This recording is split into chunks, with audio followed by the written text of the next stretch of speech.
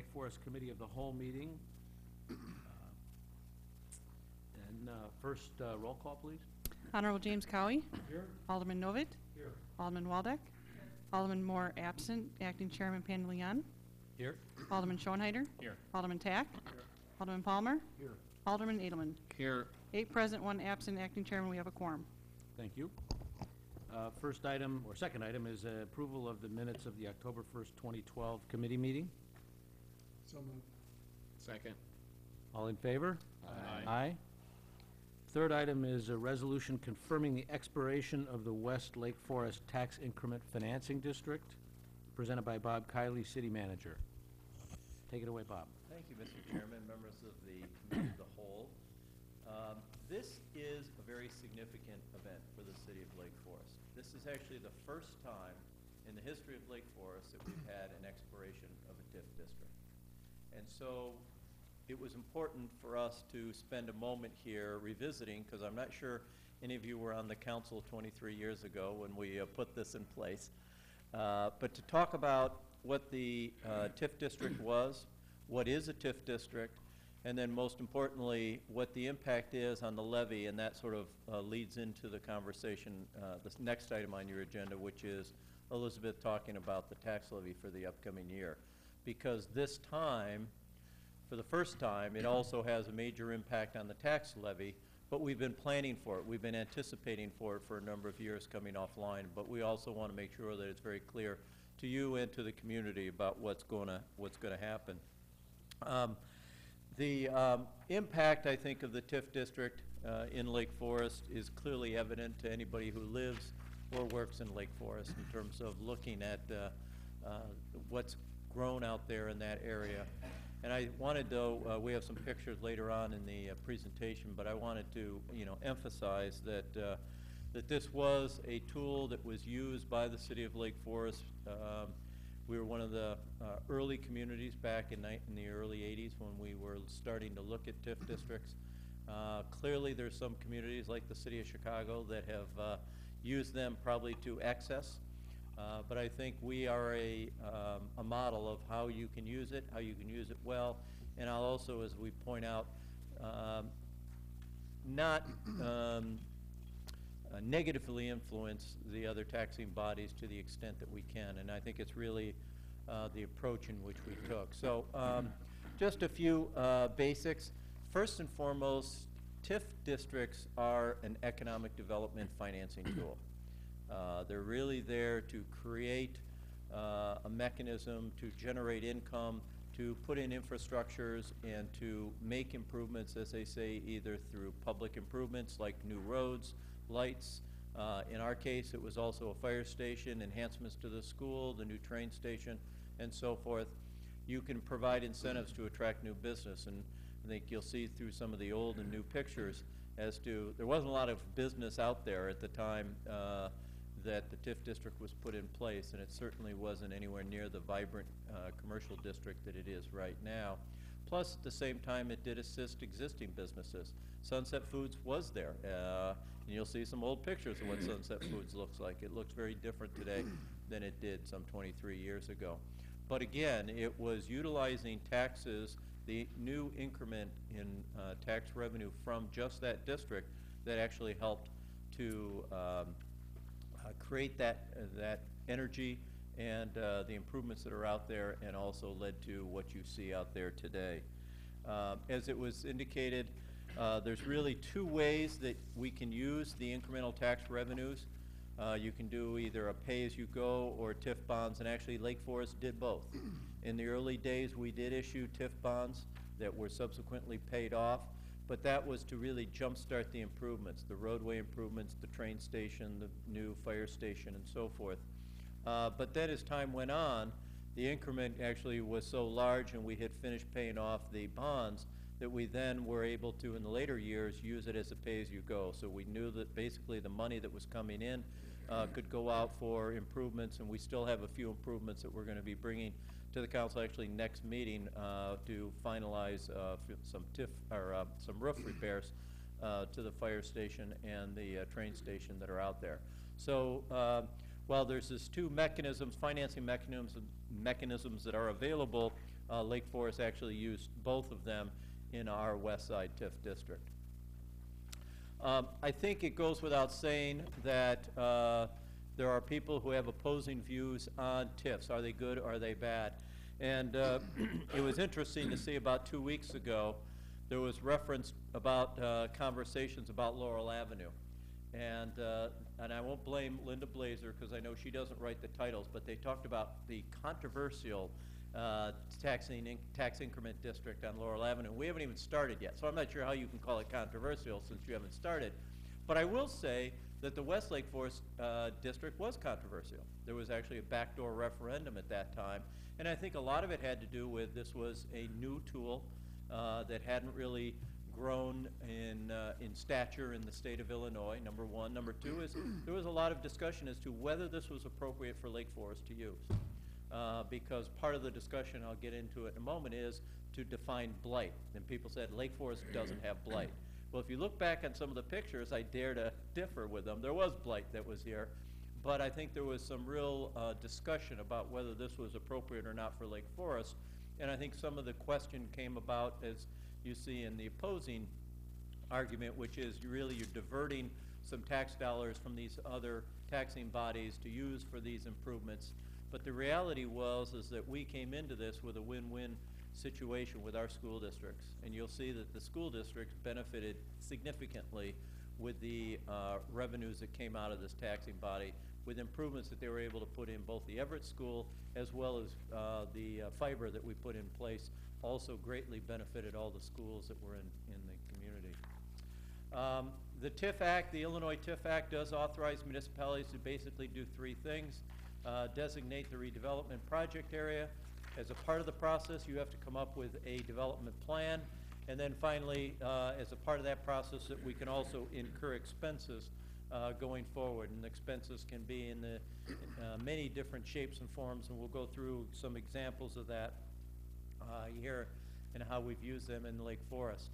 Also, some background information. Under the Illinois law, that it has to be at least 1.5 acres. It has to be contiguous. You can't have disparate parcels that you're piecing together for this. And it's important that the corporate authority do three things. Number one, it determines that there's blight. And under Illinois law, there are 14 state criteria that define blight, and you have to meet at least 5 of those 14 criteria to be able to define this area as blight. Number two is that we have to determine that but for the implementation of a TIF district, that these kind of improvements would not have happened. And we've got some real good examples of this and how the TIF district significantly enhanced that area in West Lake Forest. And then the third is just the overall general benefit of, by putting this in place, what is the long-term public benefit that's going to be realized by utilizing this TIF development mechanism. Specifically, the West Lake Forest TIF was created in May of 1988. At the time, it contained 62 parcels totaling 180 acres.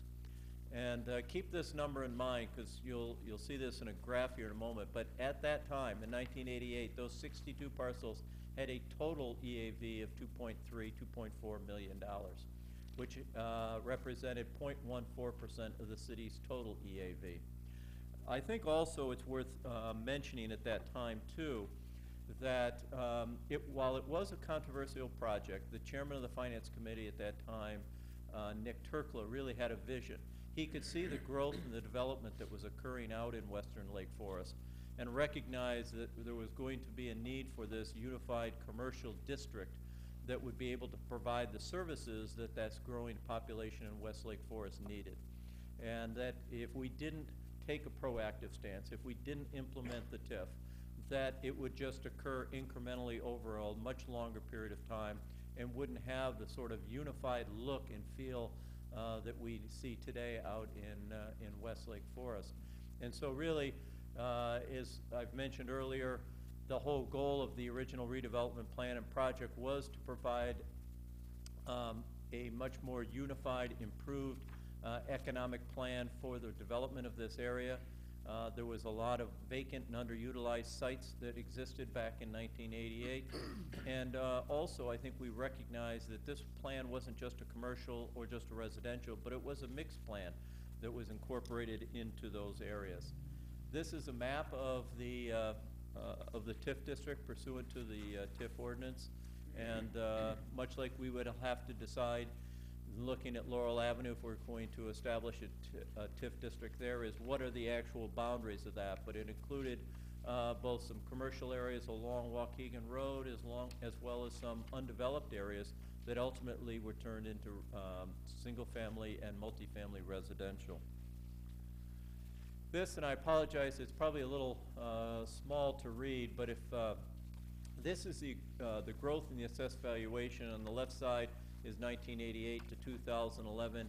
1988, as I said, was about $2.4 million is where we started.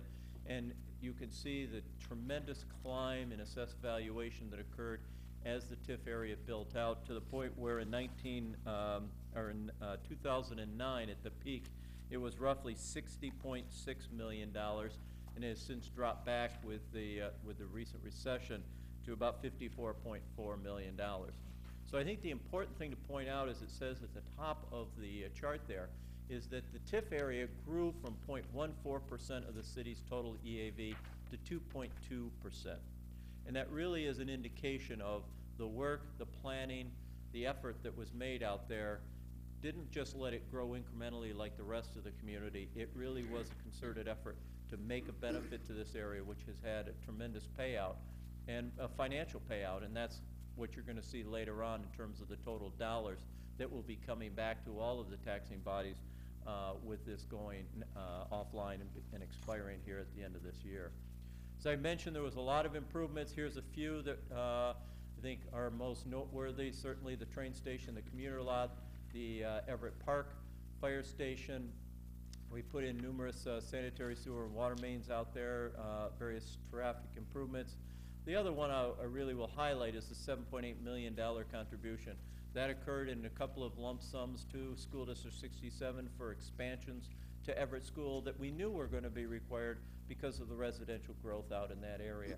And so in this case, the school district significantly benefited by the TIF district being in place, as well as this 7.8 doesn't even include the financial benefit they got from the fiber network that was put in place that consolidated or connected all of the school buildings as a part of that system as well. A real win-win situation. Also, you might remember back, one of the early goals was to incite private businesses to also step up and do some things. And clearly, in addition to the city's investment in that area, there's been a lot of private investment with Sunset Food Shopping Center is dramatically different today than it was back in 1988. Lovell's Restaurant, Northern Trust, some of the other banks, as well as the residential developments that have occurred in this area. Before I show the pictures, one of the other things I think that is important to point out, whether it's this TIF district or any other one that we look in the city of Lake Forest, is that there is a lot of transparency and oversight. The laws have changed, particularly over the last 10 or 15 years, to increase the amount of transparency and oversight and to avoid abuses. I'd like to say that I don't think there was abuses here in the city of Lake Forest. Whenever we would have our annual oversight meetings, it was really a very congenial attitude there of what we could do to work together to benefit all parties. I recognize that there's been a lot of controversy in some areas. City of Chicago is really sort of going through that because of how many TIF districts they have and whether they're really using the money for the purposes that were originally stated and so forth. But there are these steps that are put in place with the Joint Review Board and the annual meetings that are required of all the taxing bodies that are affected. We have to prepare annually a compliance report, and that compliance report is annually filed with the Comptroller's office as well. So all the data, all the information is out there and fully transparent to anybody who might want to see it. Here's a couple of before and after pictures. The smaller picture in the lower right hand is what that whole train station area looked like. I think we had a gravel yard and a mason's outfit out there and a few other things that the city purchased as a part of the redevelopment of the new metro station and commuter parking lot that's out there. here's Sunset Foods, and probably we should have reversed these so people had the real effect of what it looked like back in 1988, but you can see Sunset Foods in 1988 in the lower right-hand column, and certainly what Sunset Corners looks like today. Fiore Square, again, a couple of small, nondescript businesses that were there along the west side of Waukegan Road that did come down as a part of the redevelopment, both of Fiore Square, but also as a part of the Settler Square and McDonald's property as well. Now, and this is probably a good segue into Elizabeth and her discussion on the tax levy, because as I said, the TIF is scheduled to expire at the end of this year. What is on your regularly scheduled council meeting later tonight is a resolution that officially puts notice out there that the city is going to terminate this TIF district at the end of this year. What that means is that in this first year and the first year only, all of that new growth that has been captured for the last 22 years to pay off the debt and other costs incurred out there is now coming online, if you will. Not just for the city of Lake Forest, but for all the taxing bodies as well. And so it does an artificial bump, if you will, into our levy. Probably the only thing we'll even see close to that is when we see the hospital start to build out. And, you know, they're gonna have a significant increase with the new construction costs for the hospital when they bump out. But actually, I guess some of that depends on whether it's on the tax rolls or not. Elizabeth will talk more about what that impact is on the assessed valuation.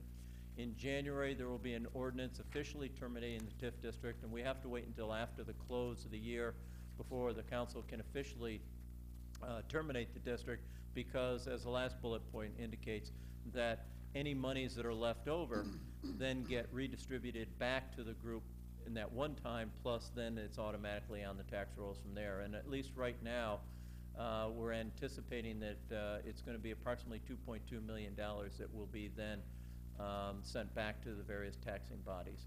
So about 50% of that is going to go to 67 and 115. I think the city is about another 25% of that. So it's a substantial amount of money that's going to be going back to the various taxing bodies immediately, but then obviously they are also taking the same approach as we are in terms of incorporated into their levy going forward and planning for it accordingly. So that's just a real brief background on TIF and TIF in Lake Forest.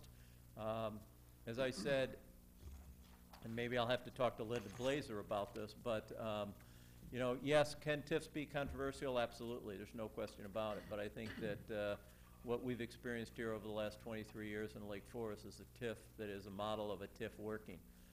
It's had the financial impact that we had hoped. It certainly has had the community benefit impact that we have had. It's a wonderful commercial center out there that serves a lot of people. It also has the amenities that are regional, that go beyond our borders with the train station and the impact that that's had, and some of the other improvements that we're looking to add to that station in the upcoming years as well. So it really has been an overall benefit, and I think been a real improvement to the community.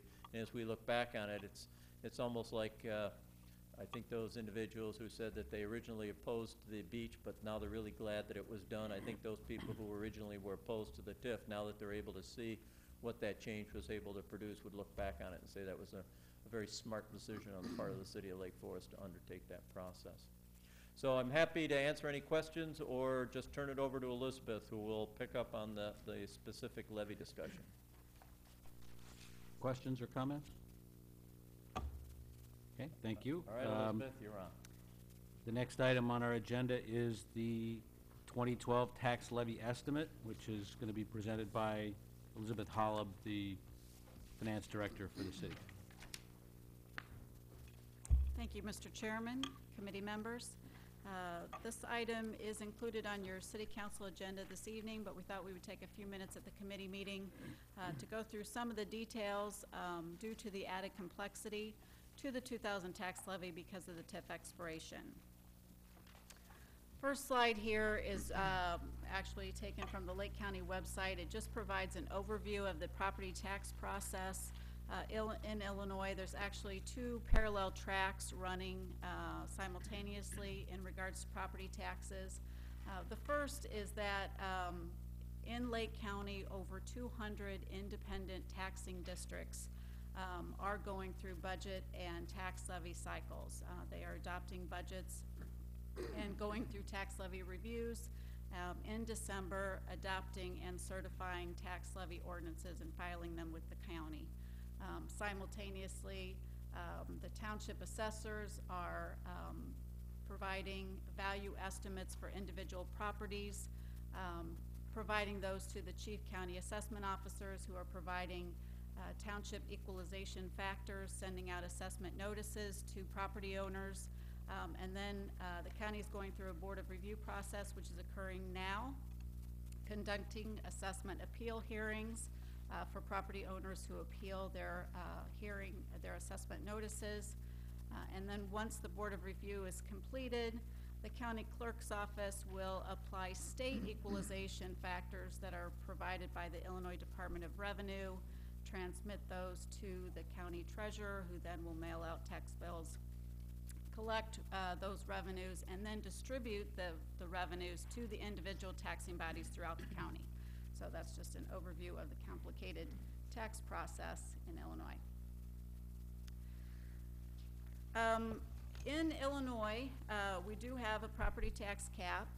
The home rule municipalities in Illinois are exempt from property tax cap.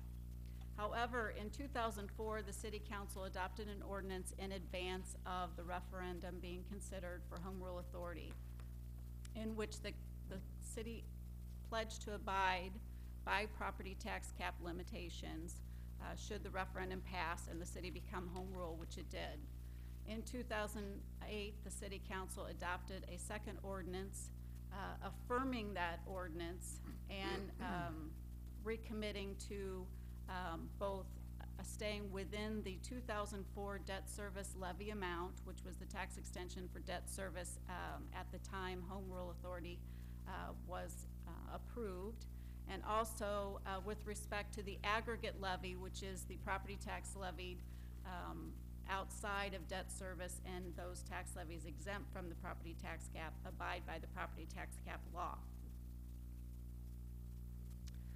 The property tax extension limitation law, also known as the property tax cap, first went into effect for the collar counties for the 1991 levy year, which was collected in 1992. It limits increases in property taxes to the lesser of 5% or the national CPI for the calendar year preceding the levy year. The limit applicable for the 2012 levy year collected in 2013 is 3%. Additional increases above the 3% are allowed for new construction, TIF district increment in the year of expiration, voter-approved increases, and statutorily approved exemptions, which for the city are the special recreation levy and the portion of the fire pension levy which relates to Public Act 930689.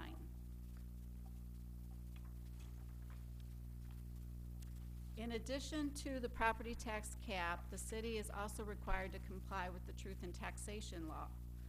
Under Illinois statutes, if a taxing district proposes an aggregate levy that increases by 105% or more than the total amount of taxes levied in the previous year, it must publish a required notice and hold a public hearing. What's important to note is that under truth in taxation, the exemptions that apply under PTAL for new construction and TIF expirations do not apply to truth in taxation. So step number one in this process, which is what we are doing this evening on the agenda, is to determine the proposed aggregate tax levy. The determination of the proposed aggregate tax levy is supposed to happen no less than 20 days prior to the adoption of the tax levy ordinance. Traditionally, the city has done that as part of its budget process, but as we discussed at the October 15th Finance Committee agenda, because of the added complexities of the TIF expiration, we recommended, and the Finance Committee concurred, that we would formalize that as part of the City Council agenda this evening. So the table on this slide provides the summary of the aggregate levy estimate, the debt service levy, and the total levy estimate. Under truth in taxation, the aggregate levy and debt service levy is separated. And then the total levy is provided as well, because these are the three components that are required under the public notice that is required under the Act. As you can see, the estimate for the 2012 levy for the aggregate levy represents a 5.44% increase. The debt service levy represents a 2.54% decrease, and the total levy is a 4.90% increase. However, under truth in taxation, you cannot net the aggregate and debt service levy. So because the aggregate levy is 105%, even though the total levy nets at 4.9, it does trigger a requirement under truth in taxation.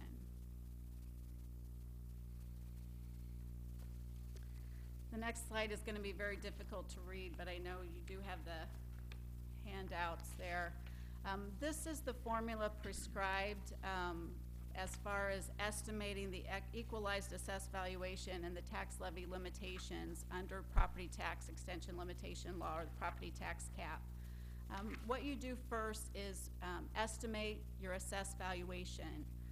As noted before, Board of Review hearings are still going on, and so we don't have finalized assessed valuations, and assessed valuations are not actually certified by the county until April.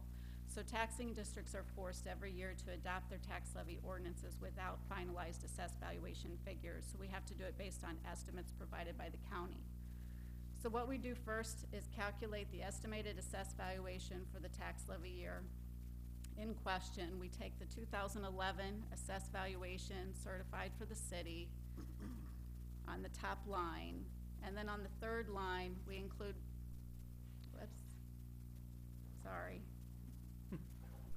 Perfect.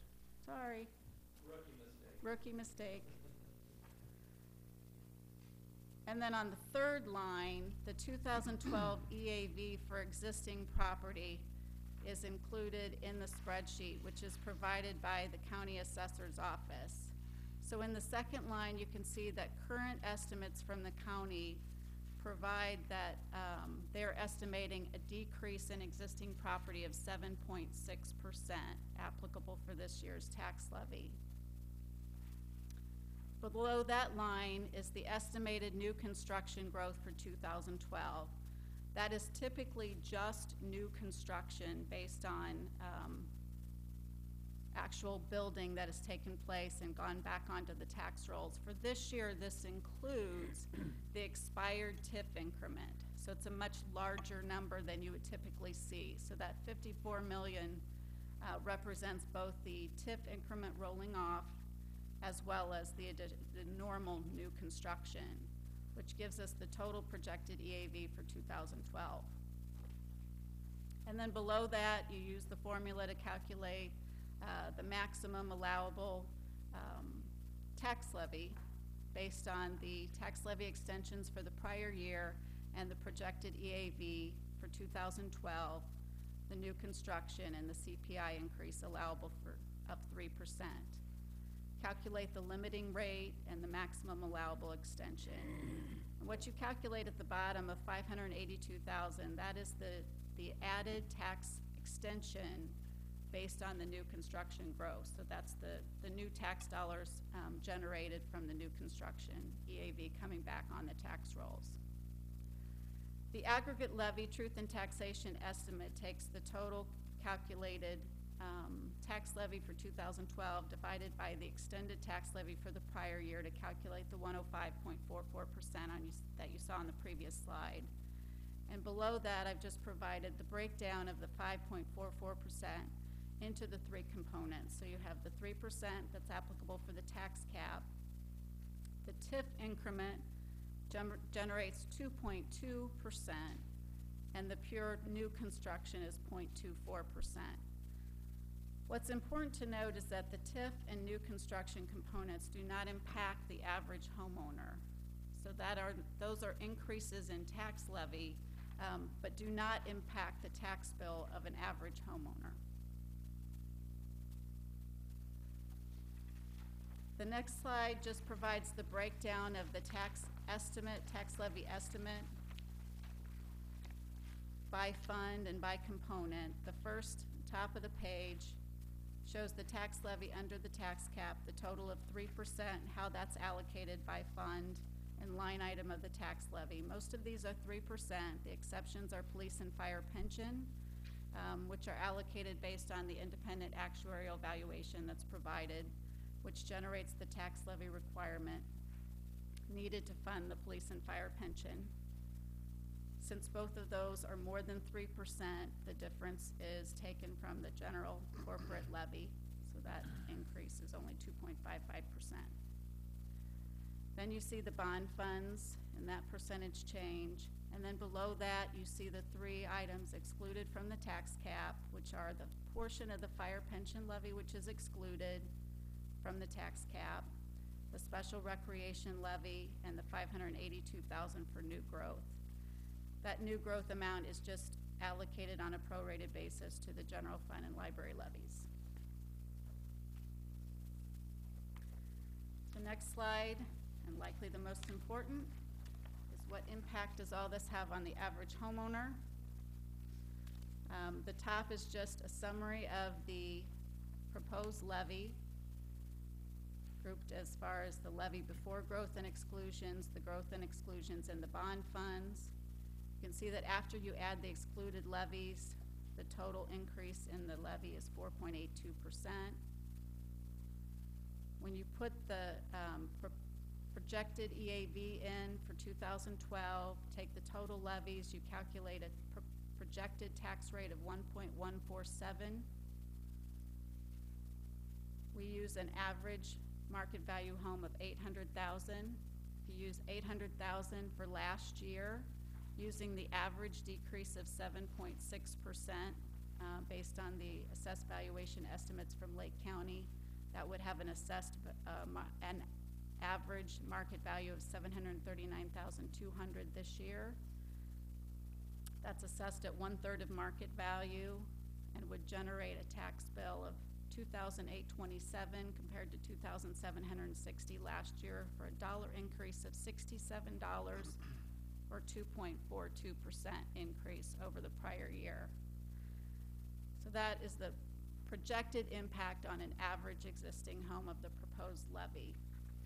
Now this would represent only the city and library portion of the levy, which totals 22.3% of the entire bill. The city is 19.3%, the library represents 3% of the total tax bill. So as far as next steps on the tax levy, as we mentioned tonight on the City Council agenda, we have approval of the property tax levy estimate and establishing the public hearing date for December 3rd. November 19th, the Finance Committee and City Council agendas would include the first reading of the tax levy ordinance.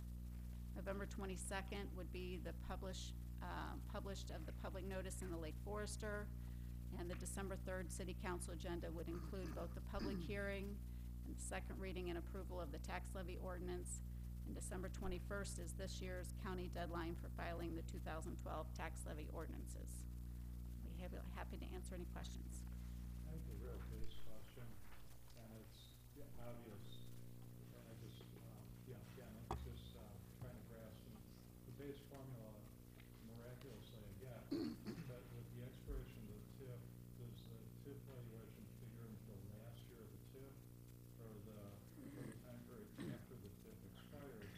Because the thing I'm not wrapping my head around is, if we haven't dissolved the TIF and the TIF would dissolve December 31st, 2012, well, the TIF still existed for the year 2012. Why would it affect the 2012 tax year versus the 2013? When 2013 is when the TIF's actually gone. That's the first year it comes on. And it's confusing. It's because the TIF expires December 31st, 2012, it will not generate increment for 2013. So it gets added to the tax rolls for the taxes collected in 13. But we're collecting the 2012 bill in 13, so basing everything on the 2012 year. That's where I'm not getting over the hurdle obviously you're right, I just don't understand why we would add it on this tax year instead of the 2015 tax year. If we held over the TIF one day, would it, I'm not understanding that facet. Alderman Novit, your question is actually a very good one, because if you read the TIF statute, you would come up with 3 potential answers to that. The answer that we have come to in this, both with staff and through our office, is that the 23rd year, I mean, if we go from 88 and start counting on your fingers, you'll come up with 2011. And so you'll say, oh, we've won one too many. But there's actually a provision in the act that says it starts from the year following the year of establishment, which means that the conclusion is 2012. Right. And that means that our ability to have a redevelopment district ends in 2012. Although one could say, you know, with the arrearage in the way we levy and collect taxes in Illinois, this gets even more confusing. But the fact that we don't have the ability to maintain a redevelopment district after December 31 is consistent with the notion of terminating the TIF in terms of the levy. What we will have is the monies that we levied for 2012 in 2011, or for collection in 2012, in 2011 will be received and then distributed as the surplus that was listed in the materials. Yeah. And I may have just misstated that too, because I always get confused with the arrearages of the taxes and the collection in Yeah, I get the one-year delay basis and the logical explanations, which is 5 of why that occurs, but it's just expiration of the TIF and then the calculation going into the levy. Yeah, we actually did get 23 years of levy, which is the most important thing when you start counting it down. Okay.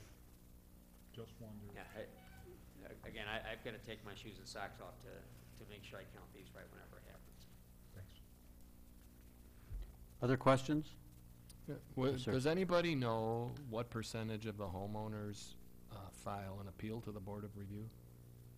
Anybody? I'd just be curious. Probably ask the Board of Review, right? It probably depends on what's going on. Like, right now, probably a lot, you know, and 10 years ago, when private values were going up, you know, and they were behind. Yeah, and I ask because the 7% decrease seems light to me. But if there's a minuscule percentage of homeowners appealing, Alderman Adelman, we do receive notice of any appeal in which more than $100,000 of change in the assessed value, equalized assessed valuation is sought. I will tell you that we have seen, excuse me, we have seen an increase in the number of petitions for review of the assessments. I don't know how that compares to the actual number, but I would say just anecdotally, if you look back 4 or 5 years ago and today, it's probably 2 to 3 times what we had, at least in the over $100,000 assessment petitions. And the reason we get notified is so that the city can go and It's challenge it a if statutory need be. trigger for that. The city has the ability to File a brief or to whatever. oppose any of Right. those. And I think that as a general matter, the city has not pursued those because at the end of the day, it doesn't affect the city's ultimate levy. Rather, it affects the distribution among the properties within the city. Simple stuff. Other questions? Okay, thank you. Next item on the agenda is an update on the hands-free cell phone ordinance presented by Jim Held, Chief of Police. Good evening, Mr. Mayor, members of City Council. I just want to give you a quick update on where we're at. As you know, the hands-free ordinance went into effect September 1st of this year. For the first 30 days, all we did was issue warnings as more of an educational tool for the members of the community and coming into the community. In the month of September, we issued 64 warnings for hands-free violations. It was a pretty good number of violations. When we started on October 1st is when we started to be able to issue administrative hearing tickets or regular traffic tickets.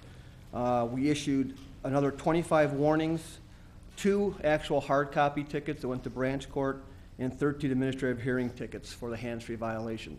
Now, the reason that there were 2 regular tickets written was because somebody might have been stopped for having using hands-free, and they might have had an additional charge. They might have been suspended or not had a license or no insurance or something along those lines. So instead of making them go to 2 different places for the charge, it all went to branch court. That's what we've done so far. Some of the feedback that we've gotten from, I guess I'll call it feedback, from some of the motorists have been, they don't see the signs are too small, they can't see them, particularly on 60 and 43. So maybe that's something we do have to address because the signs are a little smaller out there. That's something we'll have to look at. The other thing that we're looking at doing is we've written quite a few of the administrative hearing tickets to non-residents and far away non-residents. I think somebody from Springfield, somebody from Peoria, and for them to have to come back to an administrative hearing just to take care of this charge is a little difficult and cumbersome. They might not come back, whereas we might not get the fine then. So we're looking at trying to work something out with the company that does our administrative hearings, MSI, for an online type of a payment system. The only glitch is there that obviously if it's their second or third offense, the fine does go up. So we're trying to come up with a solution to that where they can just, they choose, go home, be able to pay the ticket online, and they won't have to come back for the administrative hearing. Sure. The 13 tickets that were written, were those tickets just for solely for using cell phone? Just for, yes, for not using the hands-free. The administrative hearing tickets, that's what they were for, yes. They weren't joined with any other? No, the 2 that were the hard tickets, as we call them, those were for the hands-free, but then they also probably got another ticket for something else, which is why we wanted to send it all to the same place, because we can't take the regular traffic so it's an administrative hearing. So in those 13 cases, the basis for pulling someone over was seeing them using it? Yes. And is it too early, but is there any correlation between the ordinance itself and a reduction of traffic accidents? It's kind of hard to tell right now. It doesn't really appear. We've been taking a very slow approach to this. We're aggressively doing it, but we're not being overbearing doing it, I guess is the best way to say. We could really have guys just doing only that, but unfortunately I don't think that was the whole purpose of the ordinance. We are trying to concentrate the central BD, the west BD areas is where we're kind of really looking where there is pedestrian traffic and more traffic out there. So we could literally, go on 41 probably and write a whole lot of these tickets, but I'm not sure if that's really the essence of the ordinance. We're looking at safety for pedestrians walking and other motorists on the road. Yeah, and ultimately it's to promote safety in the community. Interesting enough, I did get a phone call wondering if bicycle riders are exempt from the ordinance or... Well, technically, they're supposed to follow the same rules, but I don't know if it's exactly addressed. It'd be kind of an interesting one to see what would happen if we wrote a bicyclist on their cell phone. Oh, they are subject to traffic Yes, they rules, are. Yes, they are. Yes. Chief, I have one question for you. I'm going to put you on the spot a little bit. Oh, great. Excuse me. Do you feel like the enforcement of this ordinance is putting an undue burden on the officers on the street? I'm not saying it's an undue burden. I think some officers are a little uncomfortable just because of the fine amounts for that. As you saw, the warnings in September were drastically higher. They had no problem writing the warnings. When it comes down to actually writing a ticket for it, I think they kind of feel a little bad about it, I guess, so to speak. They are writing them, but I think we are still taking a slower approach, and hopefully there'll be more warnings. It's all the discretion. They don't have to write the ticket. It can be a discretionary thing. So if it's somebody talking on their cell phone, driving down Western Avenue, and they have to avoid somebody or a pedestrian has to stop to not get hit by them, they'll get a ticket. If it's just somebody, maybe on a phone and there's no other traffic around, they'd probably get a warning. Just an observation, I think the signs are way too small. Coming on 60 when this first popped up, I had to drive by twice to find the sign. It's much smaller than every other sign, and if this is so significant, I think it ought to be well marked and everywhere. Furthermore, I think that people from Springfield or other places, the likelihood they're going to see these signs is about 0, and giving people from out-of-town tickets for this, I think, is problematic at best, and maybe warnings ought to be the general rule there. Second observation is, as I was driving home tonight, I was coming down Deerpath, and there was a large mess over by 41, and everybody who was turning around was talking on their cell phone, calling everybody, Yes. telling them not to Yeah. come by. So I think that it is still a situation where a large number of people are using cell phones. I agree. I think it's one, especially when you get near the highways, it is something that's very difficult to police. Anything else? Thank you. Thank you. Thank you, Chief. Next item on the agenda for the Committee of the Whole is the opportunity for the public to comment. Do we have any public comment? If we have time, Should we keep going? Take the new business one, because that'll be quick. Okay. Can we take the new business item? well, I was going to suggest, a lot of the items tonight are on omnibus, but the last item on your agenda is a relatively new item that, and Ed Johnson is here, and we could go through his PowerPoint presentation if you'd like. Ed, you want to come forward?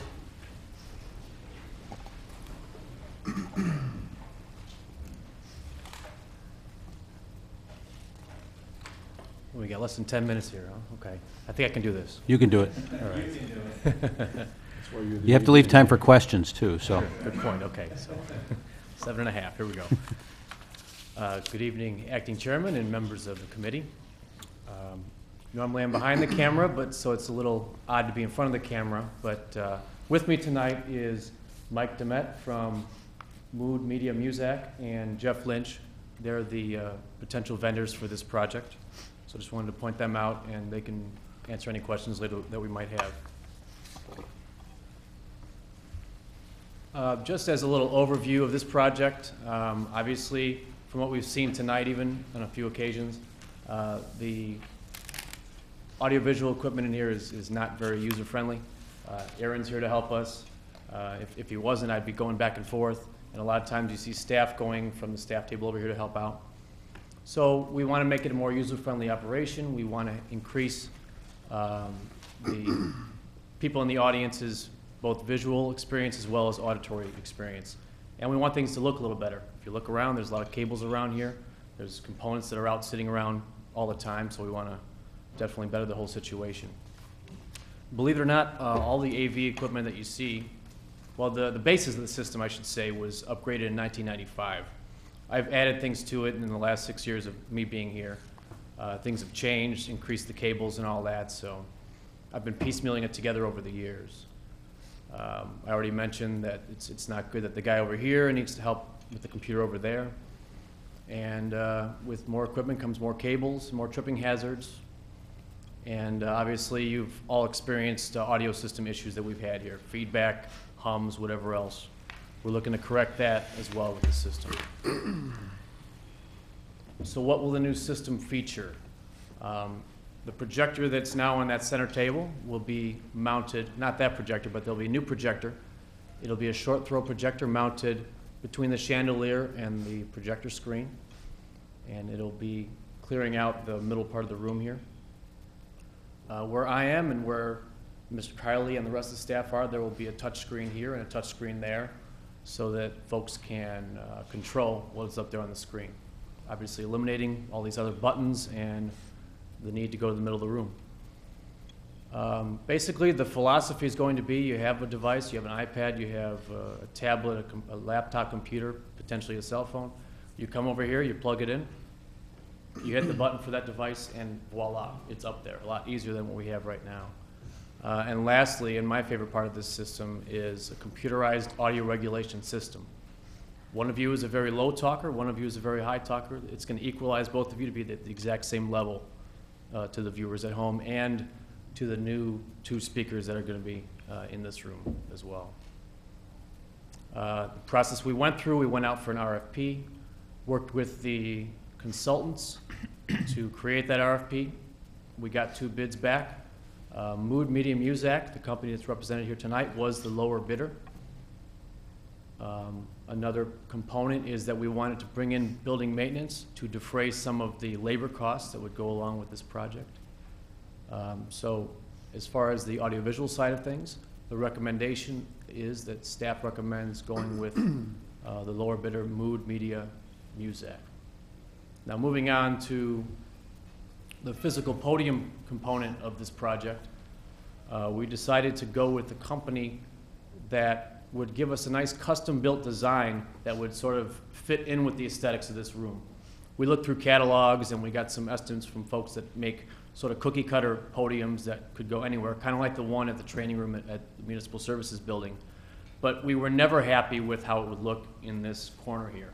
It would have been a square item right in this little circular corner here, kind of would have looked out of place. And so in a moment, I'll show you a picture of the preliminary drawing that we have of this podium. And it'll definitely fit into the aesthetics of the room.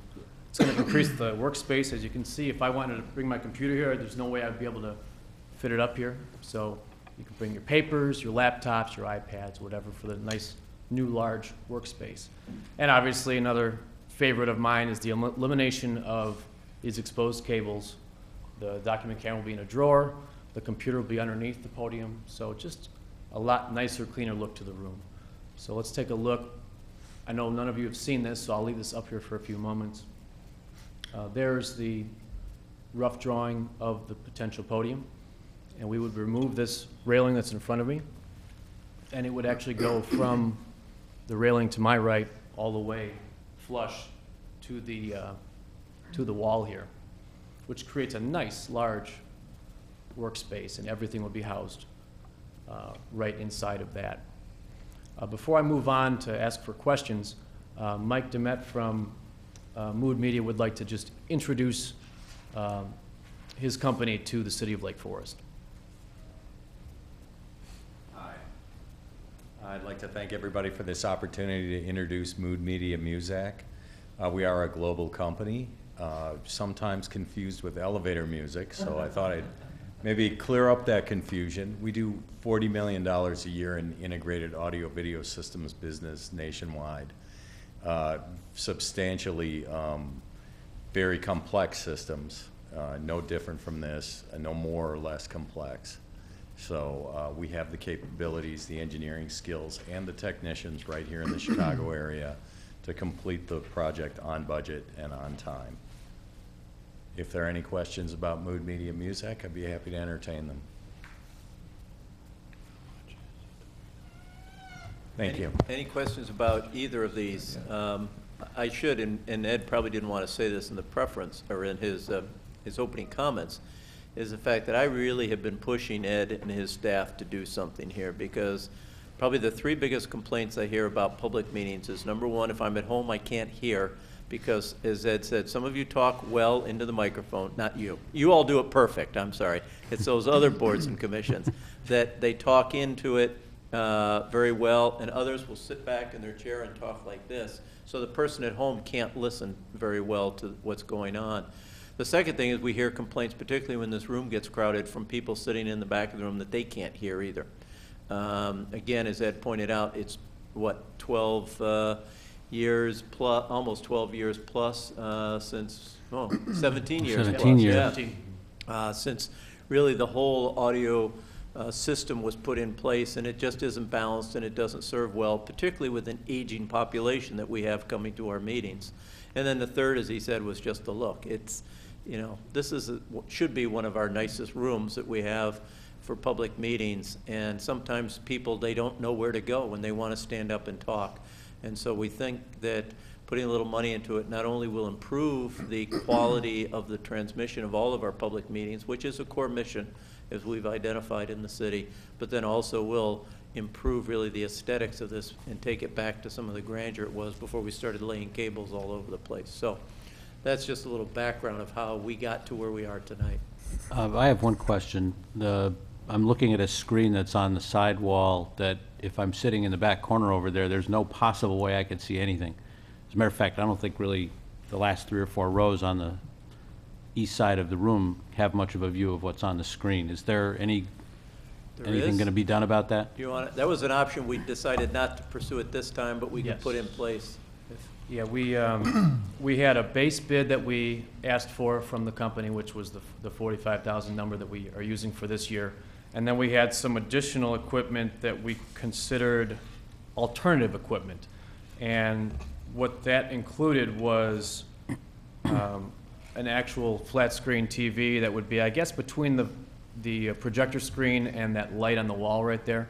That would be to benefit the folks all the way in that corner right there, which we've determined, as you rightfully said, that screen is worthless for those folks there. So that's one of the alternates. There's also an alternate of a screen right in front of me that would help you folks over there, that you wouldn't have to turn around and look at the screen like that too. So those are a couple of alternates that we've considered. But in order to save money for this fiscal year, we decided to wait another year or two before we move forward on that. Have you considered a big screen up in the corner there? Like, if this were a sports bar, there would be one? What would we do with the mayors?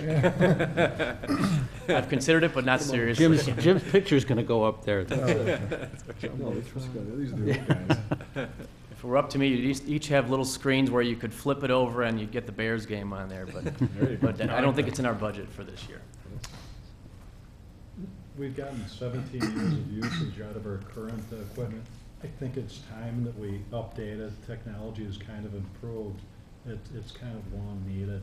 So I'm excited for it. Me too. I think if most of us looked at the visual equipment we have at home, I don't think it's 17 years old.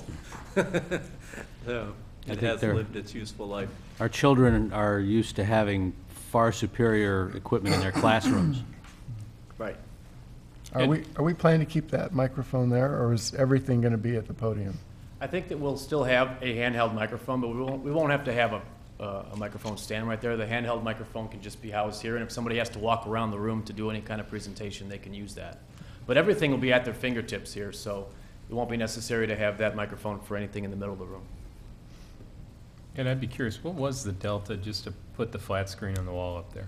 Because that really is an issue, and if we're gonna do it, it almost seems like, for what hopefully is not a large amount, it seems like it would make sense. And I bet we have the guy here who can tell us exactly what that is. Wow, there we go. Great timing. All right.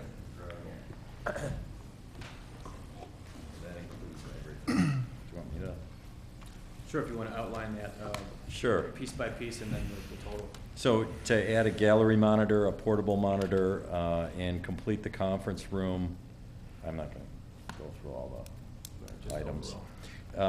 The subtotal for the equipment is $11,130, and the installation is $4,245, for a total of $15,376.91. That would be to complete what we're calling phase 2 of the project, which is everything else that and in the consultant that wanted to make it essentially. Yeah, I don't want you to think that it's a $15,000 screen back there. It actually includes the screen here, the screen there, as well as video conferencing equipment in the conference room next to us. That's the $15,000. I think it just might be prudent to see if you can break that out. Again, I think that's one piece that, for hopefully not a lot of money, we could add on that would probably have a pretty good big impact. Get that in the first phase. Yeah. Sounds good to me. I think even more so, if we didn't do it and we spent all this money, somebody would say, quite Why didn't rightly, you do that? what the heck, you know, what, for an still extra can't $600 screen, can't you, or whatever, plus the installation, why didn't you cover that piece of it? It's so obvious, so. I'll make that a priority. We can get that price between now and the regular city council meeting in about a half hour. I'll see what I can do. Dumb question, not to belabor it. Would the screen be big enough that you can see it if there's numbers posted on it? Again, if it's just the size of The one mounted on the wall, are you referring to? yeah. Again, if you're gonna look at details, I mean, would it be something that would be usable? They're I think going to that's- issue us binoculars. Yeah, for aging persons like myself, I just can't see anymore. A small screen is gonna be rather useless for a detailed presentation. Just a thought. That's a good point. And in all seriousness, I'm thinking, had you considered any kind of monitors, you know, maybe per person or a shared monitor per 2 people up here? Would make it easier. Yeah, I mean, because if I were looking at a monitor here, then you could aim 2 big LEDs out to the audience for them to see on an angle. Because this is, a poor angle. This is not, yeah. I agree. And even if it were a great angle, it's getting to be at a distance, and some of us are getting older. Speak for yourself. So in all seriousness, either something that wirelessly interfaces with our iPads or a dedicated monitor angled in here on the desktop would be Yeah, so I don't something to have consider. I don't have to look through his shoulders when he swivels over this way and blocks my view.